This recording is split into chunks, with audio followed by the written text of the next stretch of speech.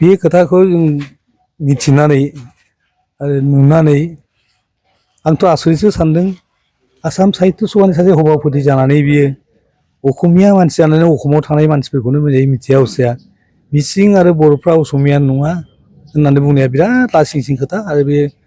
खाफाल गैजारोङै दुर्भाग्य होननानै बुंनांगोन खारन जोंनो आदिबासि बे जायगानि आरो जोंनो बे जायगायाव हाग्रा एवस्रांनानै थानाय जाथि गावसोरसो उनाव फैनानै असमियाफ्रा जोंनि माबाफोरखौ दखल खालामनानै जादों आरो दिनै असमियानो सोर बेखौ दिनै मिथिबावाब्ला बिनिफ्राय देरसिन आरो मा सानथावथाव दंबावो बेथ' बिराद गाज्रि खौरां आरो सानसे समाव बेयो भाग भाग खालामनायनि मोनसे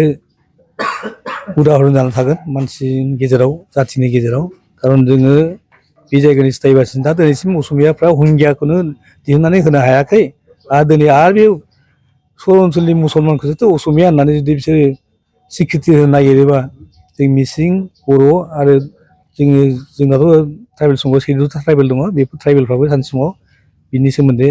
गोरायै आपत्ति खालामगोन आरो बेखौ हयथ' बिसारावबो थांनांनो हागौ बिसोरो जोंनि साननायाव मथेबा जोंखौ बिराद लाजि फोनांनाय जादों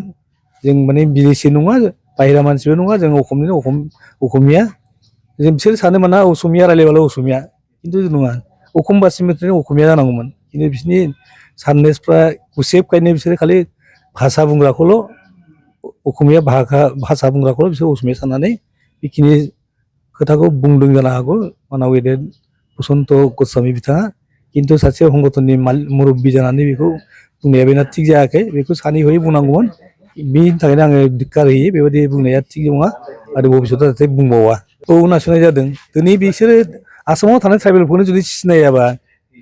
आरो बबे गोजानाव थानाय बे सर ओनसोलखौसो सिनायहरबायबा मारै जानांगौ बेलाय जोंखौथ' अपमान खालामनाय जाबायना जोङो बे जायगानि जों स्थायी बासिन्दा जोंनो हाग्रा एवस्रांजेननानै थानाय बे अखमाव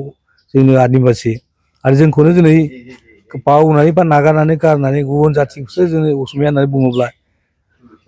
बेथ' नाजावजाथाव नङा बे बाथ्रायाथ' ओंखायनो जोङो बेखौ निन्दा खालामो मुगैयो आरो सासे मुरब्बी जानानै बेफोरबायदि साना हौवा बुंनाया बेयो थिग जायाखै बेखिनिखौ आं